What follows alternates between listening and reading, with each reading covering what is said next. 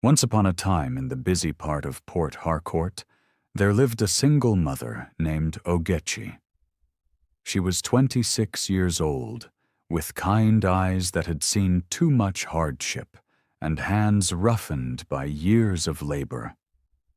Every morning before the sun fully rose, she would strap her 1-year-old son Joshua to her back with a faded wrapper, load a basin of mangoes and papayas onto her head, and walk 30 minutes from her small room in Eleme to her selling spot at the Rumwokoro Junction.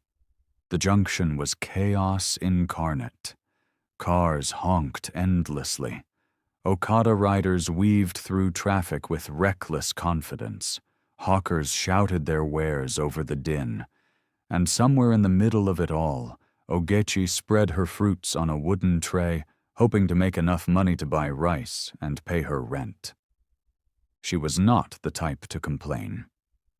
When customers haggled her prices down to almost nothing, she smiled and accepted.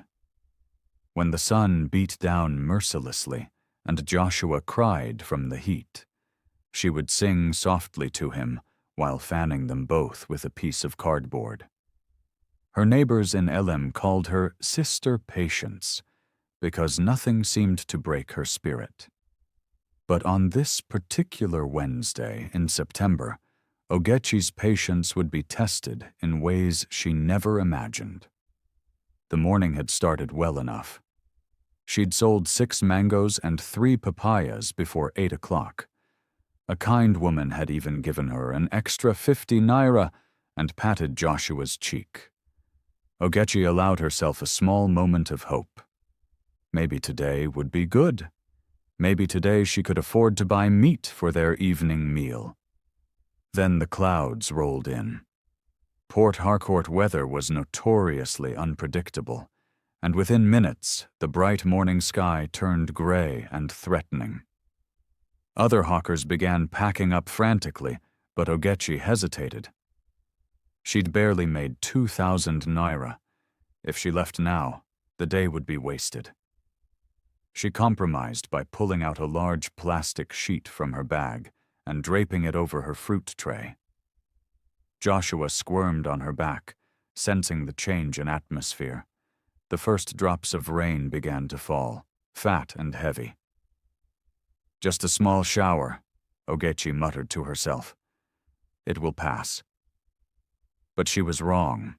Within seconds, the drizzle became a downpour. People scattered, seeking shelter under shop awnings and abandoned cars. The junction, usually clogged with traffic, suddenly cleared as drivers accelerated to escape the rain. Ogechi crouched over her tray, trying desperately to keep her fruits dry while shielding Joshua with her body. That was when she heard it. The roar of an expensive engine approaching fast. Ogechi looked up just in time to see a silver Mercedes-Benz speeding toward the junction. The driver showed no signs of slowing down, despite the massive puddle that had formed right where Ogechi sat with her fruits. Time seemed to slow. The car hit the puddle at full speed. A wave of muddy water exploded upward, brown and filthy, arcing through the air like a malevolent fountain. Ogechi tried to turn away, to protect Joshua, but there was nowhere to go. The water slammed into them with shocking force. It drenched her from head to toe. It soaked Joshua, who immediately began screaming. It destroyed every single fruit on her tray, coating mangoes and papayas in thick, sticky mud. It filled her shoes, her clothes, even her mouth. For a moment, Ogechi couldn't breathe, couldn't think, could only kneel there in the filth while Joshua's cries pierced through the sound of the rain. The Mercedes slowed down. Through the blur of water and tears, Ogechi saw the driver's window roll down. A woman's face appeared. She was beautiful in that expensive way. Perfect makeup, hair styled in sleek Brazilian weave, gold jewelry catching the dim light. Their eyes met. and the woman smiled. Not apologetically, not sympathetically, but with cold amusement, as if Ogechi's suffering was nothing more than a minor entertainment during her morning commute. Then the window rolled back up, and the Mercedes drove away. Ogechi sat frozen in the mud and rain, holding her screaming son, surrounded by her ruined fruits and shattered dignity. Around her, the few people who had witnessed the incident exchanged uncomfortable glances. Some shook their heads in disgust. Others hurried past, unwilling to get involved. But one person didn't look away. Across the street, partially sheltered under a shop awning, stood 16-year-old Precious. She was a student at community secondary school, known for her outspoken nature and her constant presence on social media. She'd been filming the rain for her Instagram story when the Mercedes appeared. And she'd captured everything. Precious stared at her phone screen, replaying the footage, the splash, the woman's cruel smile, Ogechi's devastated face, the crying baby. It was all there, crystal clear despite the rain. Her hands shook with anger. She'd seen inequality before. Port Harcourt was full of it, the wealthy oil workers in their gated estates, while people like Ogechi struggled to survive on the streets. But this was different. This was deliberate cruelty. This was someone with power choosing to humiliate someone without it, just because they could. Precious made a decision. She ran across the street, dodging puddles and cars, until she reached Ogechi. The older woman was trying to salvage what she could from her fruit tray, but it was hopeless. Everything was destroyed. "Mama," Precious said gently, crouching beside her. "Mama, are you okay?" Ogechi looked up, and Precious saw that she was crying. Silent tears mixed with the muddy water on her face. "I'm fine," Ogechi whispered, though she clearly wasn't. All my fruits. How will I feed Joshua today?" Precious helped her stand. Joshua had quieted to soft whimpers, his tiny face pressed against his mother's soaked back. "Mama, I recorded what happened," Precious said carefully. Ogechi's eyes widened with something between fear and confusion. "Recorded?" "Yes, Mama, everything. That woman, how she splashed you, how she smiled and drove away. I have it all on video." Precious held up her phone, showing Ogechi the footage. Ogechi watched the clip, her expression hardening with each replay. Seeing her own humiliation from an outside perspective made it somehow worse. She looked so small, so helpless. And that woman's smile, it burned into her memory like acid. "What will you do with it?" Ogechi asked quietly. Precious hesitated. She knew what she wanted to do, but she also understood that this decision wasn't entirely hers to make. "I want to post it online, Mama. Let people see what happened. Let them know that woman for who she really is." "No." Ogechi's response was immediate. "Those rich people, they have connections, lawyers, money. If we trouble them, they will destroy us." "Or," Precious countered, her voice gaining strength, "people will see the truth and support you. Mama, you did nothing wrong. She's the one who should be afraid, not you." Ogechi looked down at her ruined fruits, then at Joshua's mud-stained clothes. She thought about the rent she couldn't pay now, the food she couldn't buy, the dignity that had been stripped from her in seconds.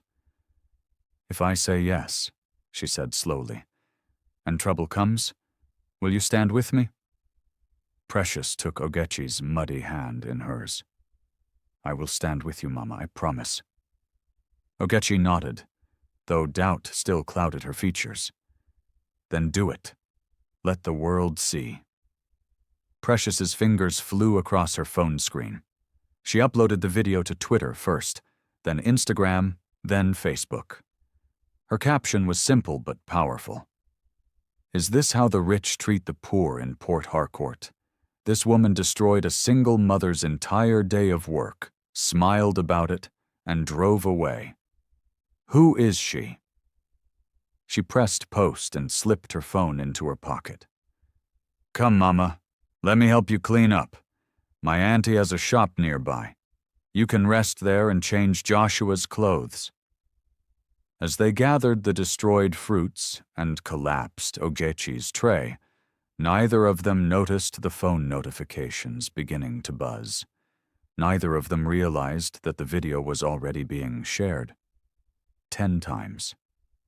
20. 50. By the time they reached Precious's aunt's shop 15 minutes later, the video had been viewed 3,000 times. Meanwhile, across town in the affluent neighborhood of Old Gra, Veronica reclined in the back seat of her Mercedes as her driver navigated through traffic. She'd already forgotten about the fruit seller. It had been such a trivial moment, barely worth remembering. Her mind was occupied with more important matters. The board meeting tomorrow, the new contract with Shell, her upcoming engagement party at the Transcorp Hotel. "Madam, we're almost at the office," her driver announced. Veronica glanced at her watch, a diamond-encrusted Rolex that cost more than most Port Harcourt residents made in 5 years. "Good. I have conference calls all afternoon." Her phone buzzed. A message from her assistant, Blessing. "Ma, please check Twitter. There's something you need to see. Urgent." Veronica frowned.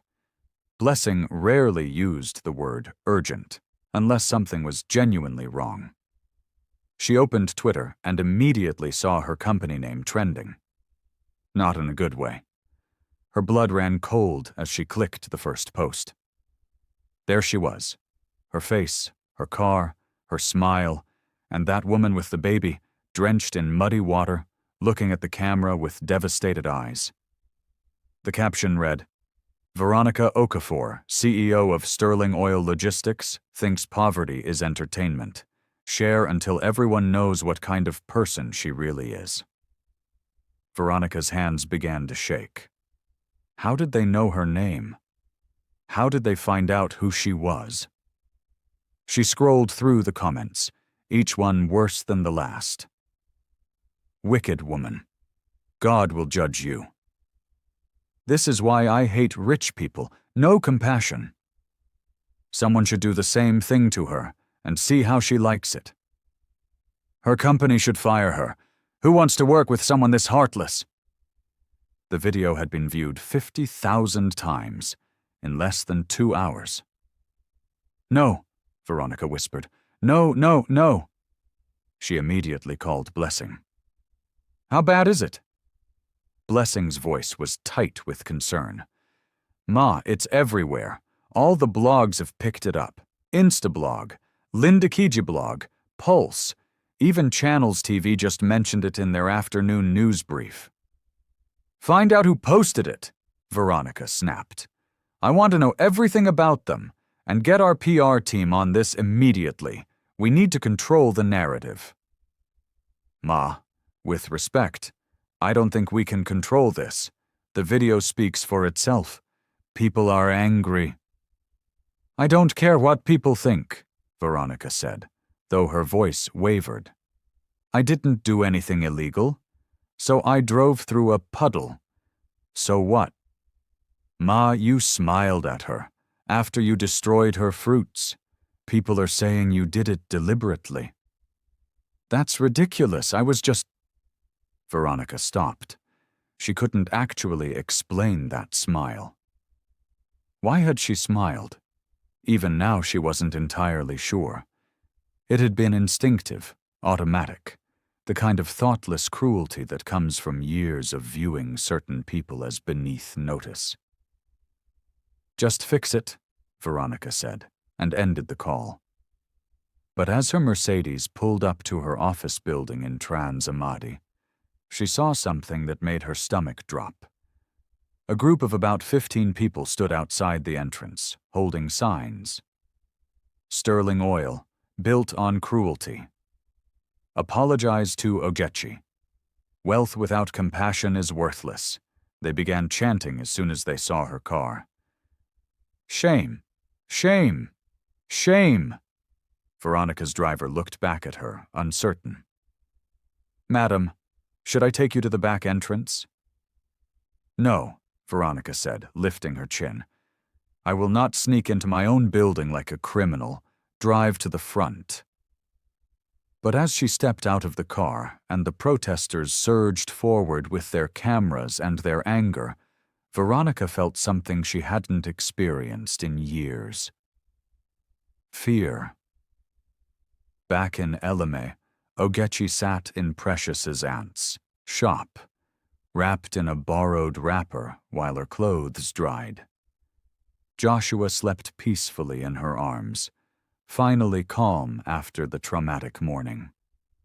She'd just finished eating the rice and stew that Precious's aunt had kindly provided when Precious burst through the door, breathless with excitement.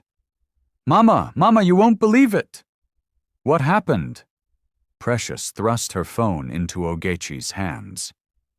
The video has 1 million views, 1 million, and people are raising money for you, look! Ogechi stared at the screen in disbelief. Someone had started a fundraiser titled, Help Ogechi Rebuild Her Business. The goal was 500,000 naira. They'd already raised 230,000. I don't understand, Ogechi whispered. Why would strangers give me money? Because they see you, Mama. They see your struggle, and they want to help. Precious scrolled through the comments, her voice growing stronger. Look at what people are saying. God bless you, sister. Stay strong, Mama. That wicked woman will pay for what she did. Ogechi felt tears welling up again, but this time they weren't tears of shame. They were tears of overwhelming gratitude mixed with disbelief. For years, she'd felt invisible. Just another poor woman struggling to survive in a city that didn't care. But now, people saw her. People cared. What's her name? Ogechi asked suddenly. That woman. Do we know who she is? Precious nodded grimly. Veronica Okafor. She owns an oil logistics company. Very rich.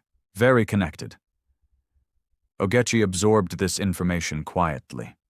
A name made it real. Made her human. Somehow that made everything more complicated. That evening, as the sun set over Port Harcourt, 2 women sat in very different circumstances, both haunted by the same moment. Ogechi remained in her small room in Eleme, counting the money that neighbors had brought after hearing about the incident. 3,000 naira here, 5,000 there. Mama Ngozi from next door had even given her a bag of rice. It wasn't the fundraiser money yet. Precious explained that would take a few days to process. But it was something. It was kindness made tangible. Joshua played on the floor with a plastic toy that Uncle Emeka's daughter had outgrown. He giggled, oblivious to the storm his mother had weathered. Ogechi watched him and felt a fierce protectiveness surge through her chest. Whatever came next, she would face it. For him. Across town, Veronica sat alone in her penthouse apartment in Borikiri, staring at the city lights through floor-to-ceiling windows. Her phone lay face down on the marble coffee table. She couldn't bear to look at it anymore. Couldn't bear to see the messages piling up. Her business partner, Chief Adeyemi, had called 3 times. Her fiancé Tunde had sent a curt text. My father saw the video. We need to talk. Even her own mother had called from Lagos, her voice tight with disappointment. Veronica, what have you done?" What had she done? It was just water, just a puddle. People acted as if she'd committed murder. But even as Veronica tried to justify herself, she couldn't shake the image of that woman's face. The way she'd looked so defeated, so small, and the baby's cries cutting through the rain. Veronica poured herself a glass of wine. Then another. Then another. By morning, the video had reached 5 million views. Precious woke up to her phone exploding with notifications. News outlets wanted interviews. Bloggers wanted exclusive details. Even an international media company had reached out, asking if they could feature the story. She sat up in bed, overwhelmed. This was bigger than anything she'd imagined. She was just a secondary school student who'd posted a video. Now she was being called a hero, a voice for the voiceless, an activist. Her mother knocked on her door. "Precious, there are people outside asking for you. Journalists." Precious's stomach flipped. "What should I tell them?" "Tell them the truth," her mother said firmly. "Tell them what you saw. But remember, baby, this isn't about you. This is about that woman and her child. Don't let them make you the story." Wise words. Precious dressed quickly and went outside to find 3 journalists with cameras and microphones. Behind them, curious neighbors had gathered. "Precious, how does it feel to expose corruption?" one reporter asked, shoving a microphone in her face. "This isn't about corruption," Precious said carefully, remembering her mother's advice. "This is about basic human decency. That woman, Veronica, had a choice. She could have slowed down. She could have avoided the puddle. Instead, she chose cruelty. And when you have money and power, your choices affect people more than you realize." Are you calling for her arrest? I'm calling for accountability. I'm calling for her to recognize that the woman she hurt is a human being with feelings, with struggles, with a child to feed. That's all. Have you spoken to Ogechi since posting the video? Yes.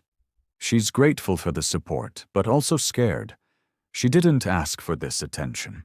She just wants to survive and take care of her son.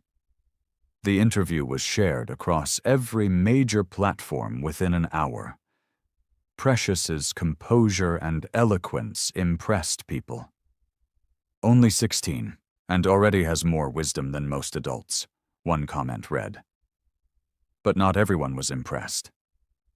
At Sterling Oil Logistics, Veronica sat in an emergency board meeting, facing 7 stern faces across a mahogany table. Chief Adeyemi spoke first, his voice cold and businesslike. "Veronica, this situation has become untenable. Our clients are threatening to pull contracts. Our stock has dropped 12%, and the protesters outside are affecting our daily operations." "I understand that," Veronica said, struggling to keep her voice steady. "But this will blow over. Give it a week, and people will move on to the next scandal." "A week?" Another board member, Mrs. Chukwu, laughed bitterly. "Veronica, you don't understand modern media. This video will follow you forever.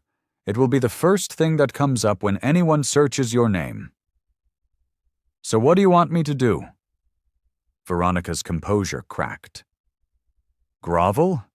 Beg forgiveness from some fruit seller?" The room went silent. The way she said, "some fruit seller," dripped with exactly the contempt that had gotten her into this mess. Chief Adeyemi leaned forward. "We want you to step down, temporarily, until this situation resolves." "Step down?" Veronica stood abruptly. "This is my company. I built this from nothing. You can't—" "We can and we are," Chief Adeyemi interrupted. "Read your contract, Veronica. The board has the authority to remove any officer whose conduct damages the company's reputation. You'll retain your shares, but you will not be involved in daily operations until further notice. Veronica looked around the table, searching for an ally. She found none. These people she'd worked with for years, people she'd considered friends, now looked at her with cold calculation. "You're all cowards," she whispered. "No," Mrs. Chukwu said quietly. "We're protecting what you built, even from yourself." Veronica grabbed her handbag and walked out, her heels clicking sharply against the marble floor. As she passed her office, she saw staff members quickly look away, whispering, judging. In the elevator, alone, Veronica finally let the tears come. That afternoon, Ogechi received a visit from Mrs. Okonkwo, the director of Grace Foundation, a charity organization that supported vulnerable women in Port Harcourt.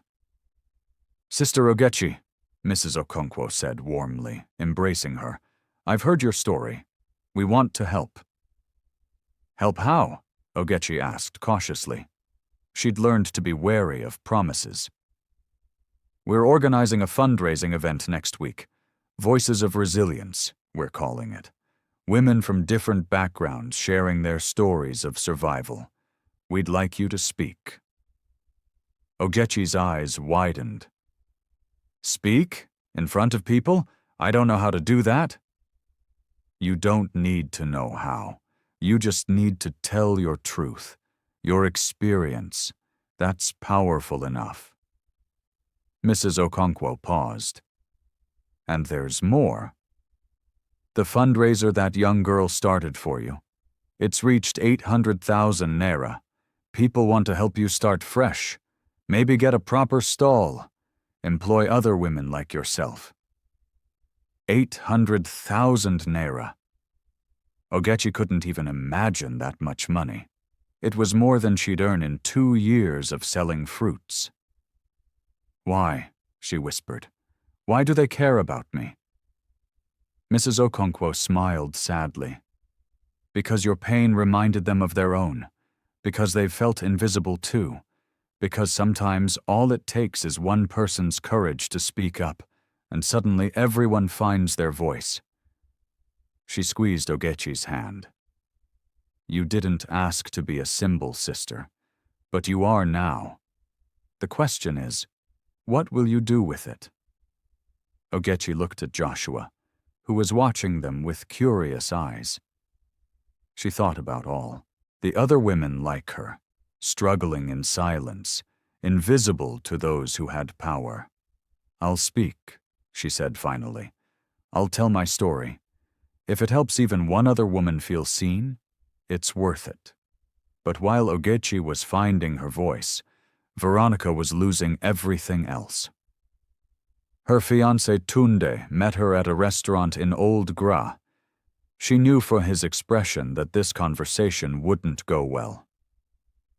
"My family has made their position clear," Tunde said without preamble. "They don't want to be associated with this scandal. And honestly, Veronica, neither do I." "So you're breaking our engagement?" Veronica tried to sound strong, but her voice betrayed her. "What did you expect? You humiliated a poor woman and her baby on camera, smiled about it, and now you're acting like you're the victim." Tunde shook his head. "I thought I knew you. But that person in the video? That's not someone I want to marry." "One mistake," Veronica pleaded. "One moment of thoughtlessness, and you're throwing away 3 years. It wasn't thoughtless, Veronica. That's the problem. You thought about it. You saw her. You chose to splash her. You chose to smile. Those were conscious decisions that showed who you really are." Tunde stood, placing his napkin on the table. "I hope you find a way to fix this, but I can't be part of it." He walked away, leaving Veronica alone at a table set for 2. Around her, other diners had recognized her. She heard the whispers, saw the phones pointing in her direction, felt the weight of their judgment pressing down on her shoulders. She left money on the table and fled. The following days blurred together for Veronica in a haze of humiliation and isolation. Every space she'd once moved through with confidence now felt hostile.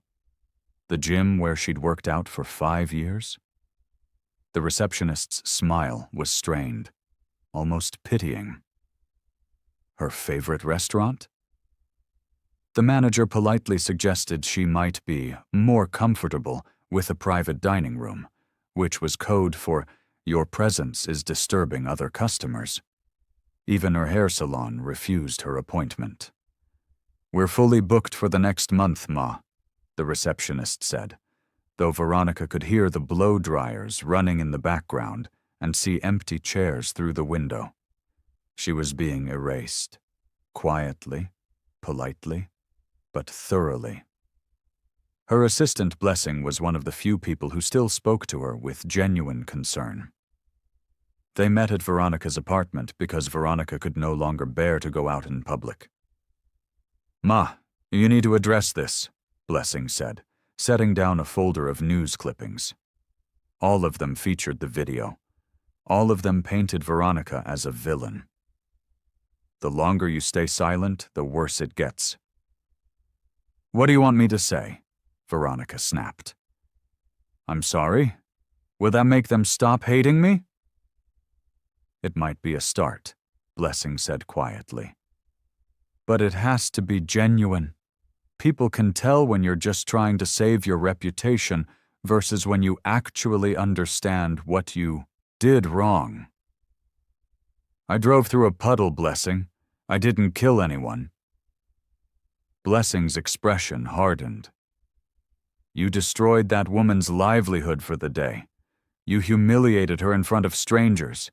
You made her baby cry, and you smiled about it. If you can't see why that's wrong, then you're beyond help." The words stung because they were true. Veronica had been telling herself it was just water, just fruit, just a moment. But she'd seen Ogechi's face in that video, seen the defeat, the shame, the exhaustion of someone barely surviving who'd just had their day destroyed by someone else's carelessness. Or had it been carelessness? Veronica forced herself to remember that moment honestly. She'd seen the puddle. She'd seen the woman with the baby. And some dark, ugly part of her had thought, "Not my problem," and accelerated instead of slowing down. Why?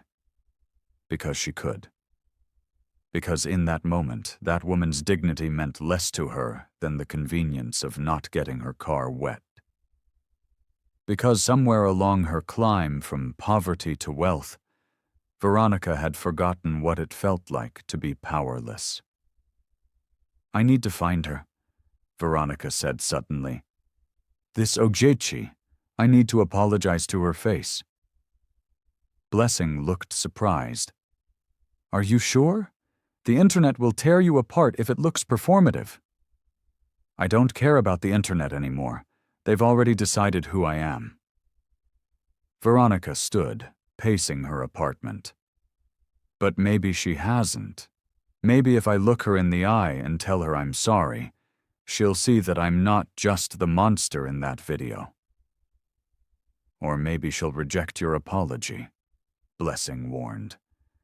"And that will hurt worse than the silence." "Then I'll deserve it," Veronica said quietly. The next morning, Veronica did something she hadn't done in 15 years. She drove to Rumokoro, to the junction where the incident had happened, and parked her Mercedes. She stepped out wearing simple jeans and a t-shirt. No jewelry, no designer bag. Just herself. The junction looked different in the morning light. Hawkers were setting up their wares. Okada riders gathered in clusters, waiting for passengers. And there, where Ogechi used to sit, was an empty space marked by wilted flowers and handwritten notes. Justice for Ogechi. We see you, sister. Your dignity is worth more than her wealth. Veronica knelt and read every note. Each one was a knife to her conscience. You looking for something? A voice asked. Veronica looked up to see an older man, Uncle Emeka, watching her suspiciously. I'm looking for the woman, Ogechi, the one who used to sell fruits here. Uncle Emeka's eyes narrowed. Why? You want to finish destroying her life? No, Veronica took a breath. I'm the woman from the video. I want to apologize to her. Uncle Emeka studied her for a long moment. Around them, other people had stopped to listen. A crowd was forming. Veronica felt her anxiety rising but forced herself to stay calm. She's not here anymore, Uncle Emeka said finally. Good. People helped her move somewhere safer. Somewhere you can't find her. Please, Veronica said, and was shocked to hear her voice crack. I know I don't deserve her forgiveness, but I need to try. I need her to know that I see what I did, that I understand. Understanding comes too late for some things, a woman's voice called out from the crowd. It was Mama Ngozi. You should have understood before you smiled at her suffering. The crowd murmured in agreement. Someone spat near Veronica's feet. She flinched but didn't move. You're right, Veronica said loudly, addressing everyone. You're all right. I was cruel. I was thoughtless. I treated that woman like she didn't matter because I could. Because I've spent so long being powerful that I forgot what it felt like to be powerless. But I remember now. And I'm sorry. Sorry doesn't pay her rent, Uncle Emeka said. Sorry doesn't replace the fruits you destroyed. I know. That's why I want to do more than apologize. I want to help her, actually help her, not just throw money at her to make myself feel better. We don't need your help, Mama Ngozi said coldly. We take care of our own. You rich people, you think money fixes everything. But some things can't be bought. Dignity, respect, humanity. Go back to your big house and leave us alone. Veronica felt tears streaming down her face, but she didn't wipe them away. Okay, she whispered. Okay. But if she ever wants to find me, tell her I'm sorry. Tell her I'll spend the rest of my life being sorry. She walked back to her car, aware of dozens of eyes following her. Someone had filmed the entire exchange. By afternoon, it would be online. More judgment, more hatred. But for the first time since the video went viral, Veronica felt like she deserved it. Meanwhile, Ogechi was preparing for her speech at the Grace Foundation event. Mrs. Okonkwo had arranged for her to practice in front of a small group of staff members. Ogechi stood at a podium, hands shaking, Joshua playing quietly in the corner with a volunteer. I don't know what to say, Ogechi admitted. My life isn't special. I'm just trying to survive, like millions of other women. That's exactly what makes it special, Mrs. Okonkwo encouraged. Tell them about that day. Tell them how it felt. Tell them what you want people to understand. Ogechi closed her eyes, remembering. The rain, the water, the smile, the shame that had burned hotter than any physical pain. That day, she began softly, I felt invisible, like I wasn't even human, just an obstacle in someone's way, something to be splashed and forgotten. She opened her eyes, looking at the small audience. But the truth is, I've felt invisible my whole life. When you're poor, people look through you, not at you. Your struggles don't matter because you don't matter. Her voice grew stronger. But I do matter. My son matters. Every woman struggling to feed her children matters. We're not just statistics or charity cases. We're human, beings with dreams and dignity and worth. And what that woman did to me wasn't just about water or fruit. It was about power, about someone with everything taking something from someone with nothing, just because she could. The room was silent. Even the volunteer playing with Joshua had stopped to listen. So when Precious posted that video, when people started caring, when strangers started helping, it wasn't just about me anymore. It was about every invisible person finally being seen, every voiceless person finally being heard. That's why I'll speak at your event. Not for revenge, not for money, but because silence is what keeps us invisible, and I'm done being invisible. Mrs. Okonkwo wiped tears from her eyes. Sister Ogechi, if you speak like that at the event, you won't just change your life, you'll change hearts. But Ogechi wasn't thinking about changing hearts. She was thinking about Veronica, about the woman who'd smiled at her suffering. Precious had shown her the new video. Veronica at the junction, apologizing to the crowd, crying. Part of Ogechi wanted to feel satisfaction, wanted to believe that justice looked like watching your oppressor suffer. But another part, the part shaped by her own struggles and her faith, felt something unexpected. Pity. Because she recognized that look on Veronica's face. She'd worn it herself more times than she could count. It was the look of someone who'd lost everything and didn't know how to find their way back. Mrs. Okonkwo, Ogechi said suddenly. That woman, Veronica, will she be at the event? Mrs. Okonkwo looked uncomfortable. No, we didn't invite her. Given the circumstances, we thought, invite her, Ogechi interrupted. Let her come. Let her hear what I have to say. Are you sure? People might think. I don't care what people think, Ogechi said firmly. This is my story to tell, and part of that story is what happens next. Whether I choose anger or something else, let her come. Batch 5 and 6. Words 4001 to 5000. The invitation reached Veronica through an unexpected channel. Blessing called her at 9 in the evening, 3 days before the Grace Foundation event. Ma, you need to check your email. Veronica had been lying on her couch, staring at the ceiling, replaying the Rumakoro encounter for the 100th time. If it's another termination letter or lawsuit threat, I don't want to know. It's not. It's from Grace Foundation. They're inviting you to their Voices of Resilience event. Veronica sat up slowly. That's the event where she's speaking. Ogechi. Yes. And according to this email, she specifically requested that you be invited. That doesn't make sense. Why would she want me there? I don't know, Ma, but the email says she wants you to hear her story directly, that she believes in, let me read this exactly, the possibility of redemption through understanding. Veronica's hands trembled as she pulled up the email on her own phone.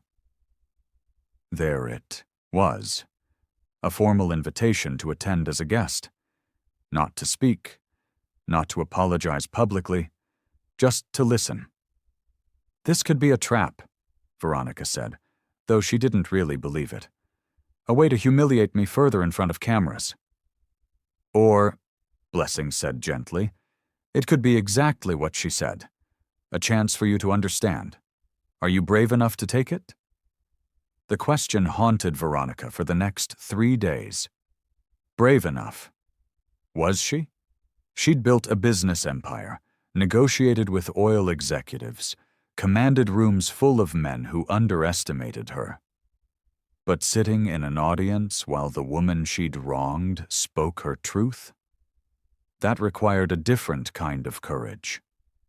On the morning of the event, Veronica stood in front of her closet for 20 minutes, unsure what to wear. Everything she owned screamed wealth and power. Designer labels, expensive fabrics, the armor she'd built around herself over the years. Finally, she chose a simple navy dress she'd bought years ago, before the money and success, before she'd become the woman in that video. The event was being held at Hotel Presidential, a mid-range venue in the heart of Port Harcourt. As Veronica's driver pulled up, she saw the crowd gathered outside. Media, supporters, curious onlookers. Her stomach clenched. "Ma, are you sure about this?" her driver asked, noticing her hesitation. "No," Veronica admitted, "but I'm doing it anyway." She entered through a side door that Blessing had arranged, avoiding the main entrance where journalists waited. Inside, the conference hall was already filling with people, mostly women, different ages, different backgrounds, but unified by something Veronica couldn't quite name. Resilience, perhaps, or survival. Blessing met her near the back. "Your seat is in the last row. Mrs. Okonkwo arranged it so you could leave quickly if needed." "Have you seen her? Ogechi?" "Backstage with the other speakers. She knows you're here." Veronica nodded, moving to her seat. Around her, people chatted excitedly, unaware of who she was. Or perhaps they simply didn't recognize her without her usual polish and confidence. She'd become smaller somehow, less certain, more human. The lights dimmed. Mrs. Okonkwo took the stage, her presence commanding immediate attention. "Good afternoon, everyone. Welcome to Voices of Resilience. Today you'll hear from 5 extraordinary women who've faced impossible circumstances with courage and grace." She paused, scanning the audience. These aren't stories of victims. These are stories of survivors, of women who refused to let their circumstances define their worth. The first speaker was a widow who'd built a school for orphans after losing her own children to disease. The second was a domestic violence survivor who now ran a shelter. Each story was powerful, moving, essential. But Veronica waited for only one voice. When Mrs. Okonkwo announced, "Our next speaker is someone you may have seen recently in the news, Sister Ogechi," the room erupted in applause. People stood. Some wiped tears before she'd even spoken. And then Ogechi walked onto the stage. She looked different from the woman in the video. Stronger somehow, though still visibly nervous. She wore a traditional wrapper and blouse that someone had probably donated. Joshua was backstage with a volunteer. Veronica had seen them earlier. Ogechi stood at the podium, gripping its sides, staring out at hundreds of faces. The applause continued until she raised a trembling hand for silence. "Thank you," she said quietly, her voice barely reaching the back row where Veronica sat. "I'm not used to speaking in front of people. I'm used to being invisible." Someone in the front row called out, "We see you, sister." Ogechi smiled, tears already forming. "Yes, you do. And that's still strange to me. A few weeks ago, I was just another struggling woman trying to feed her child. Nobody cared about my story. Nobody knew my name. I could have died on that street corner, and the world would have kept spinning." She paused, gathering strength. Then something happened that changed everything. Not because it was unusual. Women like me face humiliation every day, but because someone witnessed it. Someone cared enough to say, "This is wrong. People need to see this." Precious, sitting in the third row, beamed with pride. That day at Rumokoro Junction, Ogechi continued, her voice growing steadier. I wasn't just splashed with dirty water. I was reminded of my place in this world. The woman in that expensive car looked at me, saw my suffering and smiled. Not because she was evil, but because she could. Because I didn't matter enough to slow down for. Veronica felt like she'd been struck. Hearing Ogechi describe that moment, putting words to the cruelty Veronica had barely acknowledged, made it impossible to hide from what she'd done. I've thought a lot about that smile, Ogechi said, about what it meant, and I realized something. She didn't see me as human. Not because she's a monster, but because when you have power, it's easy to stop seeing the humanity in those who don't. The poor become obstacles, problems, statistics, not people with names and children and dreams. Around the room, people nodded. Some whispered, "Yes, that's right."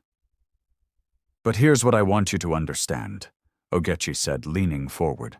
"I forgive her." The room went silent, shocked. "I forgive her because I've learned something these past weeks. Anger is heavy, hatred is exhausting, and I'm already carrying enough weight just trying to survive. I don't have energy left for bitterness." Someone in the audience shouted, "She doesn't deserve your forgiveness." Ogechi smiled sadly. "Maybe not. But forgiveness isn't about what she deserves. It's about what I need. I need to let go of that moment so it doesn't define the rest of my life. I need to believe that people can change, can learn, can become better. Because if I don't believe that, what hope is there for any of us?" Veronica couldn't breathe, couldn't move, couldn't process the grace being extended to her by someone she'd treated as less than human. "But," Ogechi continued, her voice sharpening, "forgiveness doesn't mean forgetting. It doesn't mean pretending it didn't hurt. It doesn't mean saying everything is okay when it's not. Forgiveness is just the beginning. The real question is, what comes next? Does the person who hurt you learn? Change? Use their power differently? Or do they just accept your forgiveness and return to who they were?" She looked directly towards the back of the room. Directly at Veronica, though most people wouldn't have noticed. "I've been told that the woman who splashed me has lost almost everything. Her job, her relationship, her reputation. Part of me thinks that's justice, but another part wonders, what has she learned? Is she sorry because she got caught? Or is she sorry because she finally understands what she did?" Veronica stood abruptly, unable to contain herself any longer. Around her, people turned, startled.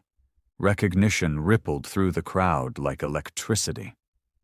"That's her," someone hissed. "That's Veronica." Ogechi held up her hand again, silencing the murmurs. "Yes, I invited her here. Because this isn't just my story, it's our story. About what happens when privilege meets poverty. About what's possible when people choose accountability over defensiveness. About whether we believe in redemption or just revenge." Veronica stood frozen, tears streaming down her face, as every eye in the room focused on her. "Veronica," Ogechi said gently, "would you like to come up here?" The question hung in the air like a challenge and an invitation all at once. Veronica's legs felt like water, her heart hammered against her ribs. Every instinct screamed at her to run, to hide, to protect herself from further humiliation. But she'd spent weeks running, weeks hiding, and it had only made everything worse. So she walked. Down the aisle, past rows of faces showing every emotion from anger to curiosity to something that might have been hope. Past Precious, who watched with fierce protectiveness. Past Mrs. Okonkwo, whose expression was carefully neutral. She climbed the stairs to the stage where Ogechi waited. They stood facing each other, these two women whose lives had collided in a moment of cruelty and were now intersecting again in a moment of possibility. "I'm sorry," Veronica said, and her voice cracked. "I'm so sorry."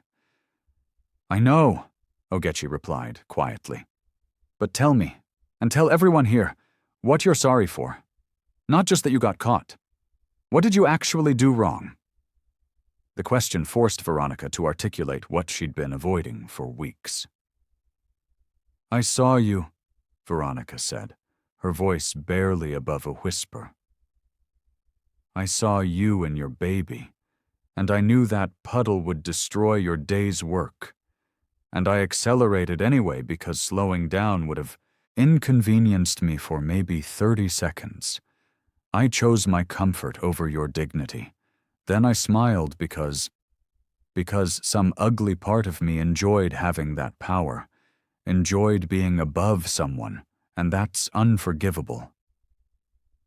"But I'm forgiving it anyway," Ogechi said. "Not because you've earned it, but because I choose to believe you can be better than your worst moment." Veronica dropped to her knees. "No," Ogechi said firmly, reaching down to pull her up. "Don't kneel. We're equals. That's the whole point." But Veronica stayed down. "I need to. Please. Let me feel this. Let me remember what it's like to be the one looking up." For a moment, they stayed like that. Veronica kneeling, Ogechi standing, the entire room holding its breath. Then Ogechi knelt too, bringing herself to Veronica's level. "We're equals," she repeated.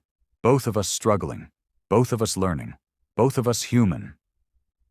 They embraced, and the room erupted. Some people cheered, others cried, cameras flashed from every angle. But Veronica barely noticed. She was too busy holding this woman she'd wronged, feeling the reality of her warmth, her strength, her unexpected mercy. "What do I do now?" Veronica whispered. "How do I make this right?" Ogechi pulled back, looking into her eyes. "You start by understanding that making it right isn't a single action. It's a lifetime of different choices, of using your privilege to lift others instead of stepping on them, of remembering this moment every time you're tempted to treat someone as less than human." "I will," Veronica promised. "I swear I will." "Then stand up," Ogechi said, rising and offering her hand. "And let's figure out together what justice looks like when it's built on redemption instead of revenge." They stood together, hands clasped, as Mrs. Okonkwo returned to the stage. "This," she said, gesturing to them, "is what courage looks like. The courage to forgive, the courage to accept forgiveness, the courage to believe that people and systems can change. Thank you, both of you, for showing us what's possible." The applause was thunderous. 6 months later, Port Harcourt looked the same, but felt different. Or perhaps Veronica just saw it differently now. She stood in the warehouse district of Mile 3 Market, watching workers paint the final touches on a sign. Ogechi's Fruit Cooperative, supporting single mothers, building community. The space wasn't large, but it was clean, organized, and filled with possibility. 10 wooden stalls lined the walls, each one assigned to a different woman. Ogechi had insisted on employing single mothers specifically, women who understood the struggle, who wouldn't judge each other's circumstances, who needed not just jobs, but dignity. "It's perfect," Ogechi said, coming to stand beside Veronica. Joshua, now bigger and more energetic, chased a ball across the empty floor. It's a start, Veronica corrected gently. We'll need to figure out the logistics of bulk, purchasing, establish relationships with suppliers, maybe eventually get a delivery vehicle. Ogechi laughed. You're doing it again, trying to fix everything at once. Veronica smiled sheepishly. This was something she'd been learning, that her instinct to control, to solve, to manage everything could be helpful, but also overwhelming. That sometimes people needed partnership, not rescuing. Old habits, she admitted, but you're right, one step at a time. They'd spent the past 6 months building something neither of them had imagined that day at the hotel. After the video of their reconciliation went viral, watched by even more people than the original incident, offers of support had poured in. Money, resources, business advice. But Veronica had been careful. She'd learned that charity without partnership was just another form of condescension.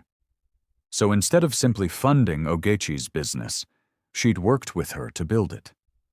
Together they'd drafted business plans, interviewed potential employees, negotiated with suppliers. Veronica provided the capital and business expertise. Ogechi provided the vision and understanding of what vendors actually needed. It was a partnership of equals, which had required Veronica to constantly check her impulse to take over. How are the other vendors responding? Veronica asked. To the cooperative model? Some are interested, others are skeptical. Ogechi shrugged. They've seen too many promises broken, but once we prove this works, once they see we're serious about fair prices and mutual support, more will join. The cooperative wasn't Veronica's only project. She'd also launched the Dignity Initiative, a microfinance program providing small loans to street vendors across Port Harcourt. No collateral required, no impossible interest rates, just access to capital and basic business training. It had started small, 50 vendors in the first month. Now they had over 300 clients, most of them women, most of them thriving. The repayment rate was 97%, higher than any traditional bank. People pay back when you treat them with respect, Veronica had explained to a skeptical banker who couldn't understand her model. When you believe in them, they believe in themselves. She'd learned that from Ogechi. Across town, Precious sat in her first-year journalism class at the University of Port Harcourt, where she'd received a full scholarship from an anonymous donor. It wasn't anonymous. Everyone knew it was Veronica, but Precious appreciated the discretion. Her professor was discussing media ethics, using Precious's original video as a case study. Miss Precious, the professor said, you're the one who filmed this incident. Looking back now, do you have any regrets? Precious considered the question carefully. She'd been asked it many times over the past months, and her answer had evolved.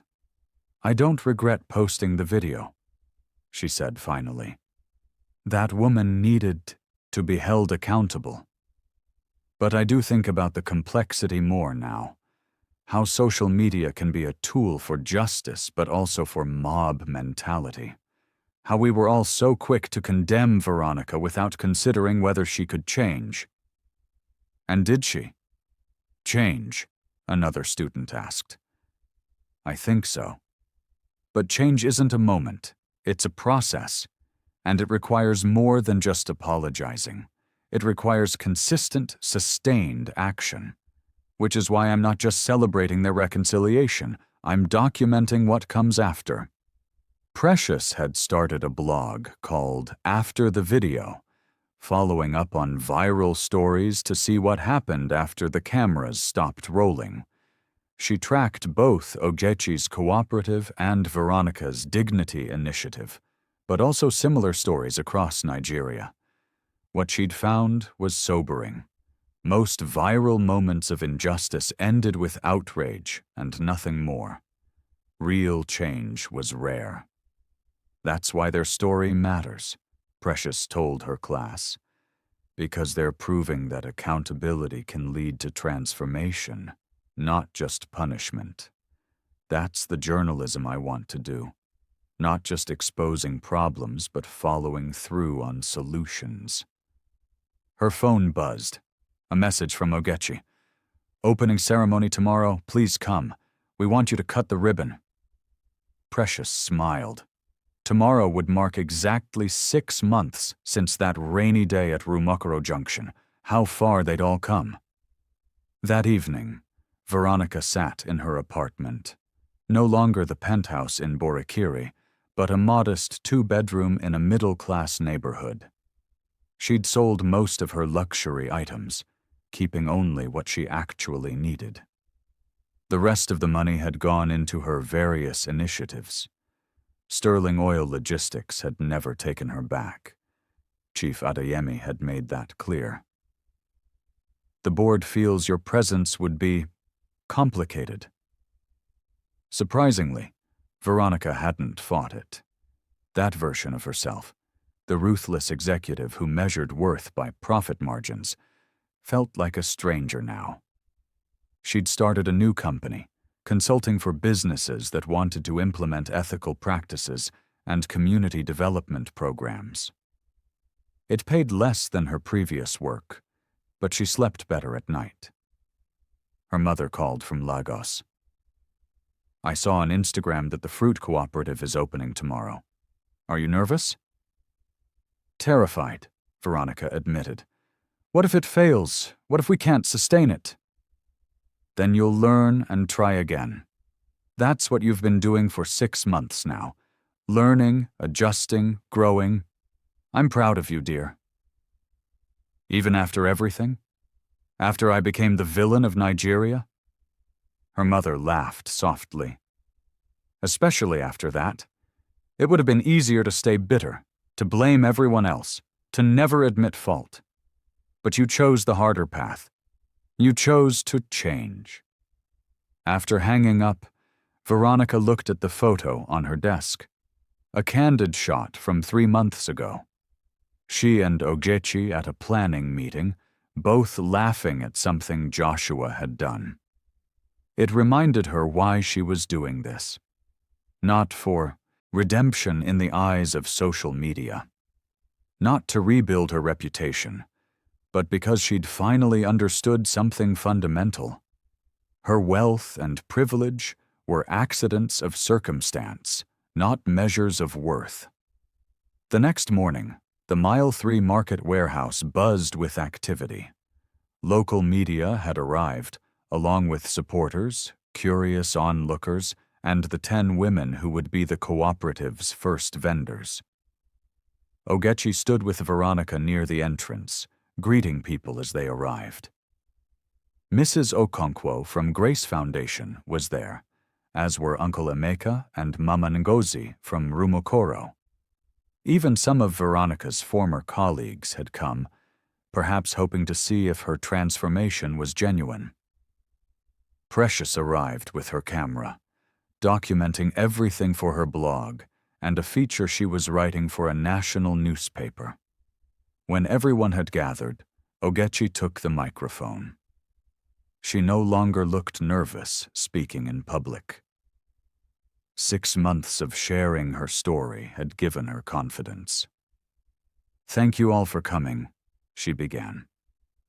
6 months ago, I was selling fruits at a junction, invisible to most people, struggling to feed my son. Then something terrible happened that became something transformative. I don't want to rehash all the details, you know the story, but I want to talk about what comes after the story. She gestured to the warehouse. This cooperative exists because of many people's efforts. The community that supported me, Precious who had the courage to speak up, Mrs. Okonkwo who provided guidance and resources, and yes, Veronica, who had the courage to change. Some people in the audience shifted uncomfortably at the mention of Veronica's name. The wound hadn't fully healed for everyone. "I know some of you still struggle with her presence here," Ogechi acknowledged. "You see her money and wonder if this is just guilt paying for absolution. That's fair. But I've worked with her every day for 6 months, and I want to tell you what I've seen." Veronica felt her face flush as all eyes turned to her. "I've seen her ask questions instead of giving orders. I've seen her listen to vendors about what they actually need instead of assuming she knows better. I've seen her admit when she's wrong and learn from it. I've seen her show up consistently, even when it's uncomfortable." Ogechi paused. "None of that erases what she did. But it shows that people can grow beyond their worst moments if they're willing to do the work." She held out the ceremonial scissors to Precious.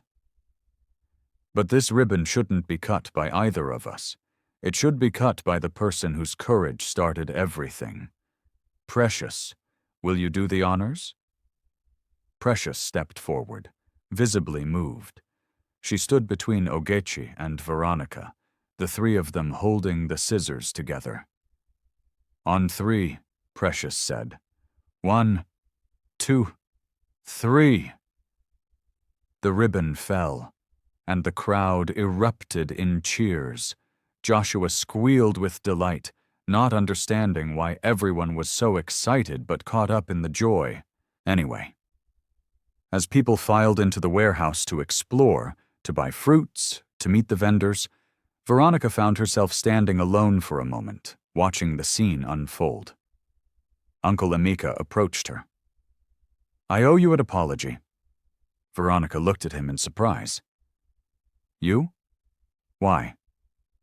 "When you came to Rumokoro looking for Ogechi, I was harsh with you, dismissed you. I thought there was no way someone like you could genuinely change, but I was wrong. You've proven that." "No," Veronica said softly. "You were protecting her.